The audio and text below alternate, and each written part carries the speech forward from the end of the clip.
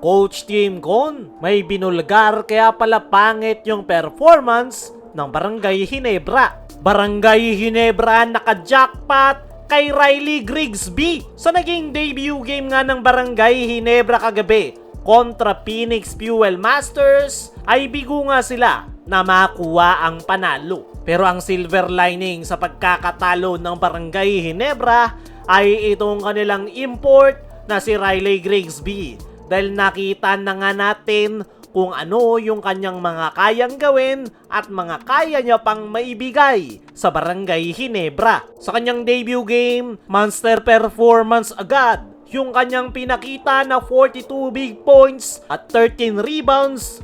Double-double agad sa kanyang unang laro. Yung mga napansin nga natin dito kay Riley Grigsby ay napaka-smooth lang nitong maglaro. Hindi siya yung gaya ng mga imports dyan na very flashy yung galaw. Dito kay Riley Grigsby ay basic basketball lang pero sobrang effective. Pinakita niya rin na kaya niyang umatake sa loob ng painted area dahil madali at mabilis niyang nababasa yung depensa. Isa nga rin itong unselfish import dahil talagang hinahanap niya yung kanyang mga teammates. Makikita mo rin na mayroon din siyang outside shooting. Hindi lang siya masyadong tumitira dahil yung naging focus niya sa kanyang debut game ay umatake sa ilalim. At the same time, meron ding depensa itong si Riley Grigsby. Kaya naman, masasabi ko ngayon pa lang na perfect fit ito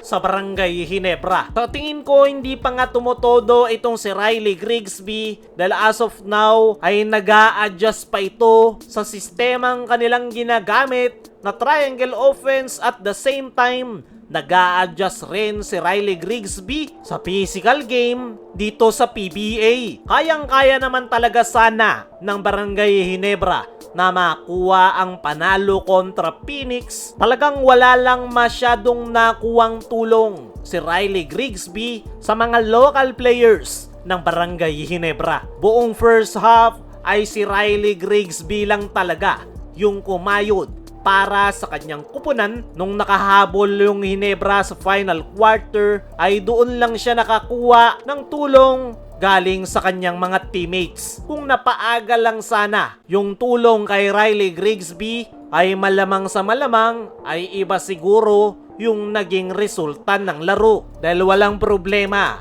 kay Riley Grigsby, kaya niyang pumuntos kung kinakailangan, mapa-inside man o outside shots, kayang gawin ng nasabing import. Pero gaya nga ng kasabihan, walang isang malakas laban sa lima. Kaya naman, talagang kailangan lang ni Riley Grigsby ng tulong, at once na makakuha siya ng tulong galing sa mga local players ng Barangay Ginebra, ay naniniwala ko na malayo ang kanilang mararating ngayong conference. Isa pa, maidagdag ko lang, halos may pagkakaparehas talaga sila ng laro ni Justin Brownlee na talagang hinahanap yung kanilang teammates at sakalang pupuntos kapag kinakailangan na talaga. As of now, kailangang magtiis ng Barangay Ginebra sa kung ano yung lineup na meron sila ngayon. Ang sa tingin kong kulang sa Barangay Ginebra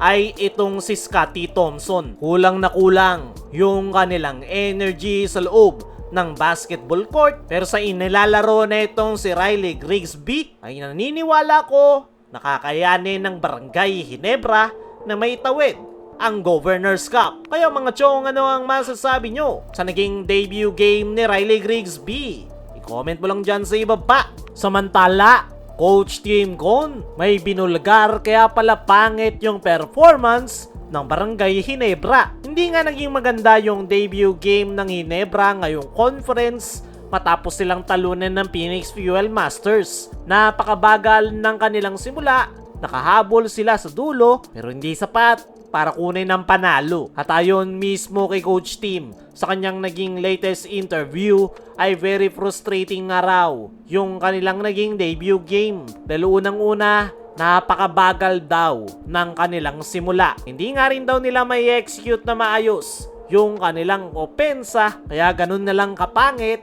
yung kanilang laro.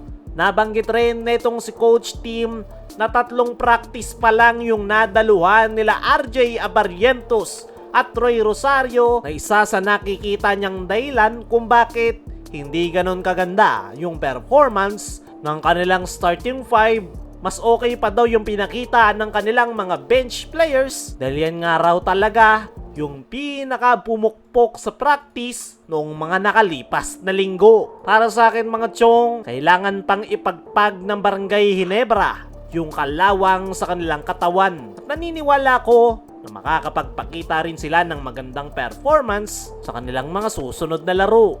Kayo mga chong, ano ang masasabi nyo? Nadismayado si Coach Tim sa kanilang pagkakatalo. Ano rin yung masasabi nyo sa naging performance ni Grigsby? Perfect fit nga ba sa Ginebra? I-comment mo lang dyan sa ibaba.